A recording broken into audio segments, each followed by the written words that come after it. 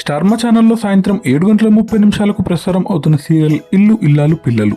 ఈ సీరియల్ మంచి ప్రేక్షకాదానితో కొనసాగుతుంది. ఈ సీరియల్లో ఒక మేజర్ క్యారెక్టర్ రిప్లేస్మెంట్ జరుగుతుంది. సీరియల్లో ప్రేమ పాత్రలో మరో సరికొత్త నటి కనిపించనుంది. ఈ వార్త తెలిసిన ప్రేక్షకులైతే చాలా బాధపడుతున్నారు. ప్రేమ పాత్రలో పాత ప్రేమనే ఉండాలి, ఎందుకు మార్చుతున్నారు అని అందరూ అడుగుతున్నారు. ఇన్ని రోజులు ఈ సీరియల్లో ప్రేమ పాత్రలో నటించింది లావణ్య. ప్రస్తుతం లావణ్య ప్రెగ్నెంట్. ఇటీవలే తను తల్లి కాబోతున్న విషయాన్ని తన ఫ్యాన్స్తో షేర్ చేసుకుంది.